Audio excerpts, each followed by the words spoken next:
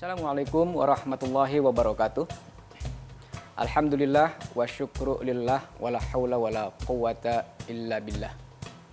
Para pemirsa El Sinta TV yang dimuliakan oleh Allah Subhanahu wa taala dimanapun Anda berada. Pertama kita memanjatkan puji dan syukur kepada Allah Subhanahu wa taala atas segala karunia dan nikmatnya. Pada hari ini kita masih diberikan banyak sekali kenikmatan. Mudah-mudahan Allah Subhanahu wa taala senantiasa memberikan dan menambah kenikmatan-kenikmatan kepada kita semua. Salawat dan salam semoga tercurahkan kepada baginda Nabi besar Muhammad sallallahu alaihi wasallam. Para pemirsa El Sinta TV yang dimuliakan oleh Allah, pada kesempatan yang baik dan insya Allah penuh berkah ini, izinkan saya untuk menyampaikan tema yang berkenaan dengan optimis menghadapi ujian hidup. Sebagaimana kita ketahui bahwa dalam 2 tahun ini kita betul-betul diuji oleh Allah dengan berbagai macam ujian, terutama yaitu adalah COVID-19 yang sampai detik ini kita masih merasakan betapa besar pengaruhnya dari adanya pandemi COVID-19 ataupun virus corona ini. Tapi dengan kesungguhan dan keimanan yang kita miliki, mudah-mudahan kita tetap optimis ya, dalam menghadapi segala bentuk ujian. Jangan putus asa, jangan patah semangat, terus maju dan terus menebar kebaikan-kebaikan untuk mencapai ridho Allah Subhanahu wa taala. Nah, para pemirsa, dalam realitas kehidupan ini ternyata tidak sedikit di antara manusia ataupun orang-orang mukmin itu sendiri yang kemudian jatuh kepada fenomena pesimistis ataupun putus asa dalam menghadapi kehidupan ataupun dalam menghadapi kegagalan atau sesuatu apapun. Sementara dalam Islam, ya, putus asa itu adalah hal yang tentu saja dilarang. Apalagi kalau misalkan putus asanya itu menimbulkan kerugian bagi dirinya dan juga bagi orang lain yang ada di sekitarnya. Maka banyak sekali misalkan ya orang-orang bisa putus asa ya, misalkan dengan ujian hidup dia tidak tahan dengan penderitaan. Kemudian hidupnya sudah tidak gairah lagi, sudah tidak semangat lagi. Yang tadinya dia banyak melakukan kebaikan, kemudian dia berhenti melakukan kebaikan itu. Karena merasa putus asa, ada kegagalan yang dia hadapi, ada kesulitan yang dia rasakan.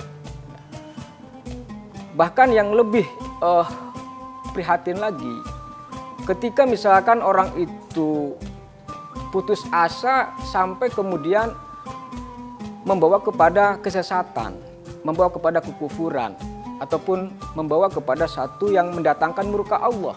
Ya, misalkan dia putus asa ya, karena suatu urusan duniawi gitu ya.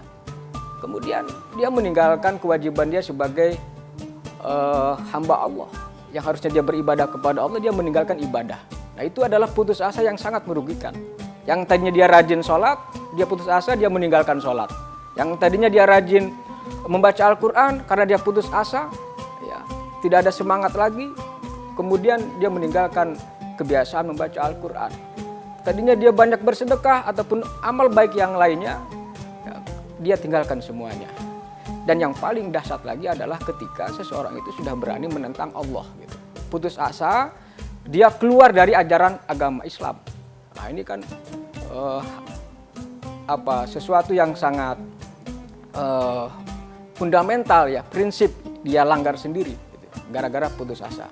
Bahkan para pemirsa yang dimuliakan oleh Allah Subhanahu wa taala, ada gara-gara putus asa ini orang nekat ya untuk mengakhiri kehidupannya ataupun dengan bunuh diri. Sementara sama-sama kita tahu ya, bunuh diri itu adalah hal yang sangat diharamkan, dilarang dalam agama Islam. Misalkan dalam Al-Quran surat An-Nisa ayat 29 ya, wala taqtulu anfusakum, jangan kalian bunuh dirimu sendiri gitu ya. Jangan kalian bunuh diri kamu sendiri. Innallaha yaghfiru innallaha kana bikum rahimah. Karena sesungguhnya Allah terhadap kalian itu maha pengasih lagi maha penyayang. Dan bahkan ada sebuah kisah ya. Sebuah hadis Nabi SAW pernah bersabda. Jadi dulu sebelum kalian, kata Nabi, ada seorang laki-laki yang luka ya. Kemudian dia gelisah, dia putus asa. Akhirnya apa? Akhirnya dia mau memotong tangan dirinya sendiri, dipotong tangannya. Sampai kemudian mengeluarkan darah yang mengalir, dan darah itu tidak berhenti sampai kemudian dia mati. Maka kata Nabi, ini hadis qudsi berarti ya. Allah Subhanahu wa taala berfirman, "Badaroni 'abdi binafsihi, ya, haramtu 'alaihi al-jannah." Hambaku telah mendahului diriku dengan dirinya sendiri. Artinya dia telah mendahului takdir Allah, dan aku telah mengharamkan baginya adalah surga. Jadi risiko bagi orang-orang yang membunuh diri jelas adalah dia diharamkan dari masuk ke dalam surga yang Allah janjikan. Para pemirsa yang dimuliakan oleh Allah Subhanahu wa taala, bagaimana kita terus membangun optimisme dalam jiwa kita ya, dan itu diperintahkan dalam Islam. Kita ikuti setelah pesan-pesan berikut ini.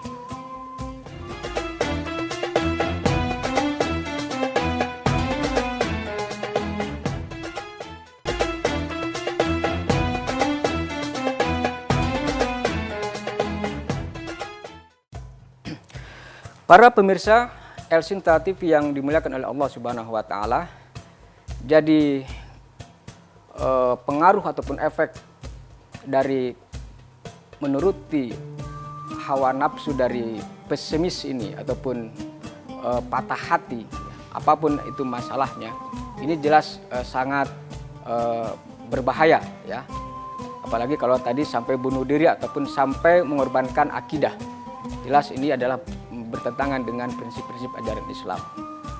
Karena kata Nabi tadi ya, barang siapa yang mendahului aku, gitu ya, artinya dia bunuh diri, gitu ya, itu kan berarti mendahului takdir Allah. Gitu. Maka di situ disebutkan haramtu alaihil jannah. Aku betul-betul telah mengharamkan baginya surga. Mudah-mudahan kita tidak termasuk kepada putus asa yang kemudian sampai bunuh diri ini. Nah, bagaimana kemudian Islam mengajarkan kepada kita tentang pentingnya optimisme? Maka kita akan banyak sekali contoh-contoh walaupun dia menemukan berbagai macam kesulitan dalam hidupnya, gitu ya, kegagalan dalam cita-citanya, tapi dia tetap optimis, gitu. Tetap mengharapkan kebaikan-kebaikan dan juga mengharapkan rahmat daripada Allah Subhanahu wa taala. Dan memang harus seperti itu. Misalkan tidak jauh-jauh ya, dalam perspektif hijrah Nabi Shallallahu Alaihi Wasallam, hijrahnya Nabi ataupun peristiwa hijrahnya Nabi Muhammad Shallallahu Alaihi Wasallam dengan kaum muslimin pada waktu itu menunjukkan sikap optimisme gitu. Walaupun dia di Mekah diperlakukan dengan zalim, dimusuhi oleh kafir Quraisy, ya, hak-hak hidupnya dirampas dan sebagainya, ya. Tapi kemudian Rasulullah Shallallahu Alaihi Wasallam dengan perintah Allah Subhanahu Wa Taala harus hijrah, harus meninggalkan kota Mekah yang selama ini menjadi tempat kelahirannya dan tempat dia bermain. Gitu ya. Dia hijrah ke Madinah. Itu adalah bukti bahwa Rasulullah Shallallahu Alaihi Wasallam menatap masa depan untuk lebih baik lagi, menghindari kezaliman, kejahatan, ya, untuk kemudian mencapai kehidupan yang lebih nyaman, lebih aman, pindah ke Madinah. Gitu. Dan ternyata Rasulullah SAW dengan kaum muslimin ya berhasil gitu ya membangun optimisme di kalangan para sahabat dan kemudian didukung oleh para pengikutnya dan kemudian membangun sebuah peradaban baru di Madinah dan kemudian berhasil. Dan itulah ada optimisme gitu ya. Kekuatan yang luar biasa pada diri Nabi dan para sahabat juga kaum muslimin pada waktu itu. walaupun ditekan, walaupun diperlakukan secara zolim, tapi tetap semangat untuk bagaimana survive, bagaimana maju. Nah, kita juga menemukan misalkan beberapa contoh teladan, seperti misalkan Syekh Zamakhsyari. Ya. Syekh Zamakhsyari ini adalah seorang penulis kitab tafsir Al-Kasyaf. Ya. Diceritakan bahwa penulis kitab tafsir Al-Kasyaf ini, Zamakhsyari ini, itu kakinya itu tidak normal, dia sakit. Ya. Artinya ketika dia berjalan, dia harus menggunakan tongkat. Gitu. Bayangkan, dia harus menggunakan tongkat ketika berjalan. Artinya dia ada kelemahan, fisiknya sakit. Ya. Banyak orang yang kemudian ketika dia sakit itu putus asa, gitu kan. Tidak semangat lagi dalam hidupnya gitu, tidak bergairah. Tapi ternyata Syekh Zamakhsyari ini ketika dia mendapatkan kekurangan tadi, kelemahan tadi, tapi dia justru mencari sesuatu yang kira-kira apa yang bisa kemudian memberikan nilai ataupun manfaat dalam hidupnya. Akhirnya kemudian dia menulis kitab tafsir Al-Kasyaf itu dan berhasil. Ya. Dan kitab Al-Kasyaf salah satu kitab tafsir yang menjadi rujukan banyak orang ya, sampai sekarang ini. Jadi menunjukkan apa tadi? Optimisme, ada jiwa untuk maju. Ya.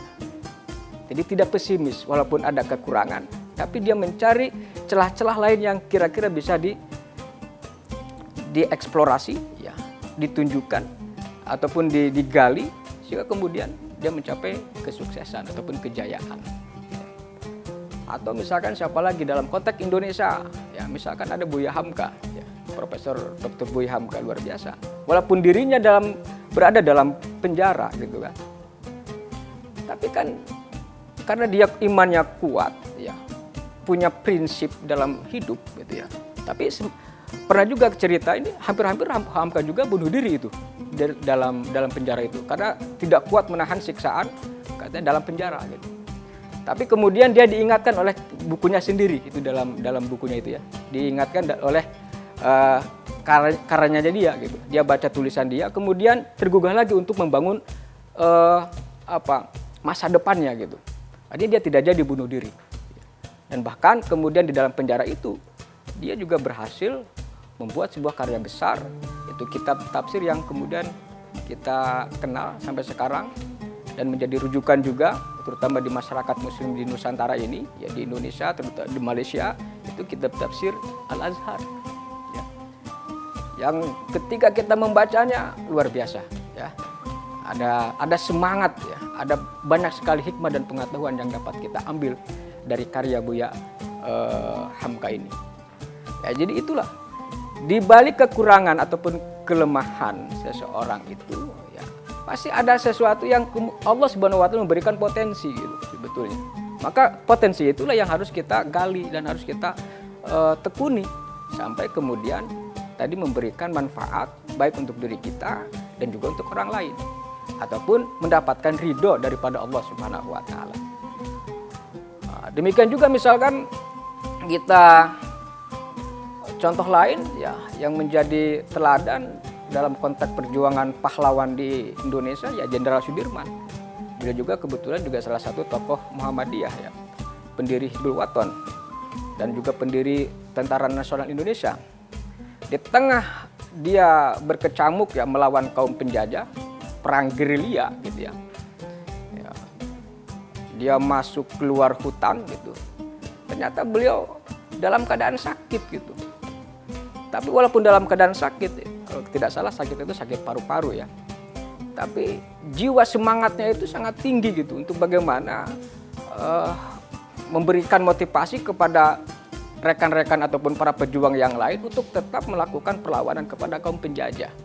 Sehingga ketika beliau sakit pun itu harus digotong ya, ditandu itu.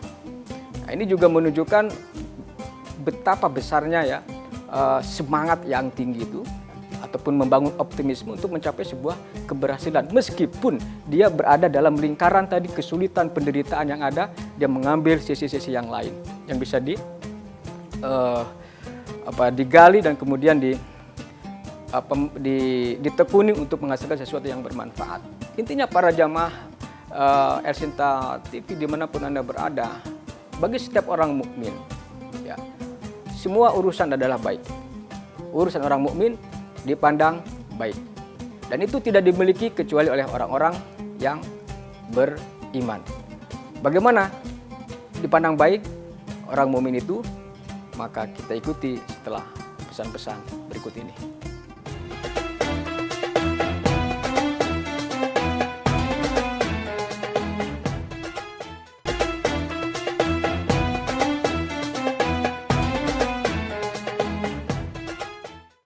Para pemirsa yang budiman, yang dirahmati oleh Allah Subhanahu wa taala, kita lanjutkan.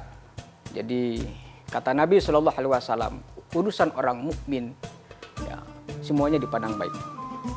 Bagaimana bisa dipandang baik? Ya, dan itu tidak dimiliki kecuali oleh orang-orang yang beriman kepada Allah. Kata Nabi, jika dia diberikan kenikmatan, apapun kenikmatan itu, besar ataupun kecil, kemudian dia mensyukurinya, ya, maka itu baik baginya. Dan ketika dia diuji dengan satu masalah, satu ujian, apapun ujian itu, besar ataupun kecil, lama ataupun sebentar, tapi dia tetap sabar, gitu ya, maka itu juga baik baginya. Itulah hebatnya orang-orang yang beriman. Maka para pemirsa, bagi orang-orang yang melakukan dosa pun, ya, itu jangan putus asa, gitu. Ya kan? Kita tidak dibenarkan untuk putus asa dari rahmat Allah.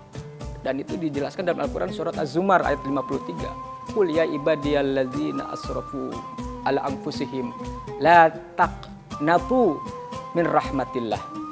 Innallaha yaghfiru dzunuba jami'a. Innahu huwal ghafurur rahim. Begitu kata Allah.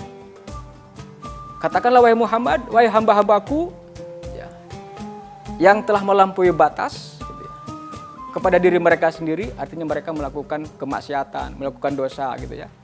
Janganlah taqnatu min rahmatillah. Jangan kalian itu putus asa dari rahmat Allah.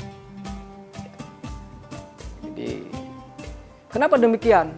Jangan putus asa. Di ayat selanjutnya kemudian Allah menjelaskan, Innallaha yaghfiru dzunuba jami'a. Karena sesungguhnya Allah Subhanahu wa taala mengampuni dosa semuanya. Diampuni oleh Allah Subhanahu wa taala. Yang penting mau enggak dia bertobat, kan gitu. Innahu huwal ghafurur rahim. Karena sesungguhnya dia Allah Maha Pengasih lagi Maha Penyayang. Jadi ada orang yang melakukan dosa, gitu ya. Dia putus asa gitu. Akhirnya kemudian dia terus-menerus melakukan dosa dan tidak mau lagi untuk melakukan kebaikan. Padahal Allah Subhanahu wa taala bagi orang ataupun hambanya yang sudah melampaui batasnya, apapun dosa itu, gitu ya. Ternyata Allah masih memberikan peluang kepada manusia itu, kepada hambanya untuk kembali kepada jalan yang benar itu. Itulah hebatnya agama Allah, agama Islam ini, gitu ya. Jadi masih ada peluang, ya, ada kesempatan. Nah, maka jangan sampai kemudian ya gara-gara misalkan dia berzina, gitu, kemudian dia pernah membunuh ataupun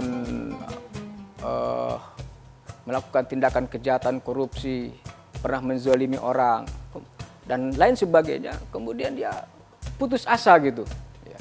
Dan memang banyak juga ya seperti itu. Misalkan para pejabat yang korupsi ya, ataupun koruptor, ketika dia melakukan korupsi itu dia merasa senang, ya, nyaman ya. Tapi ketika ditangkap ya, apa tuh dia, bahkan harta-hartanya tadi itu disita, diambil lagi kan itu oleh negara misalkan. Apa yang muncul kan biasanya dia itu apa?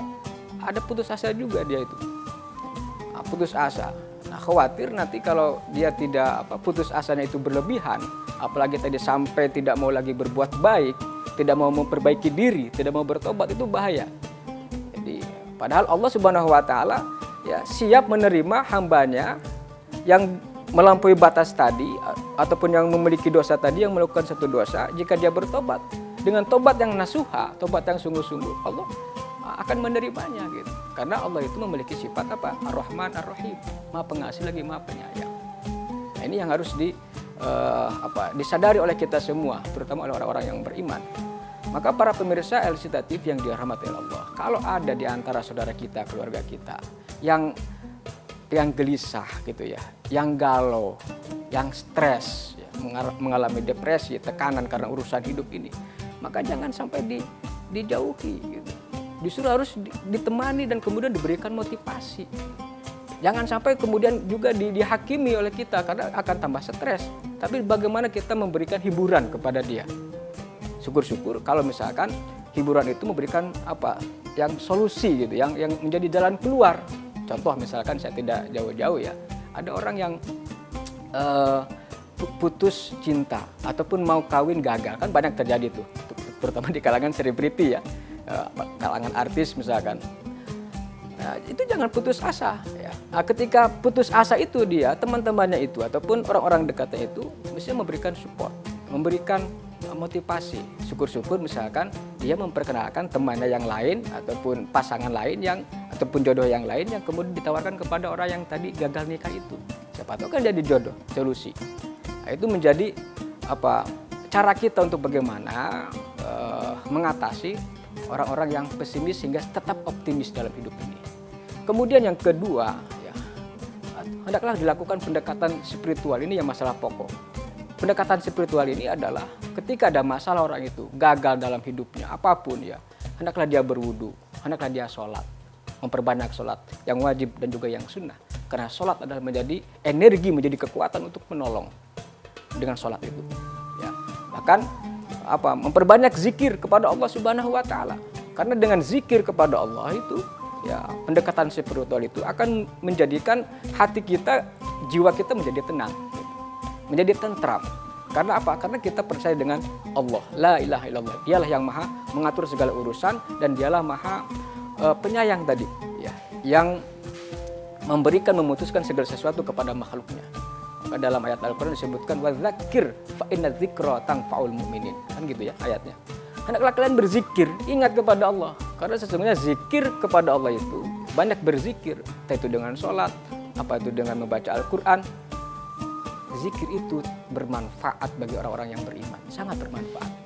Terutama tadi bermanfaat bagi orang-orang yang sedang mengalami kesulitan tadi, ya, mengalami stres dalam hidupnya. Itu perlu zikir gitu. Bergaul dengan orang-orang yang biasa sholat berjamaah di masjid, itu bisa terhibur. Bahkan di ayat yang lain disebutkan alladzina amanu wa tatma'innu qulubuhum bidzikrillah. Ala bidzikrillah tatma'innul qulub. Orang-orang mukmin, orang-orang yang beriman, ya.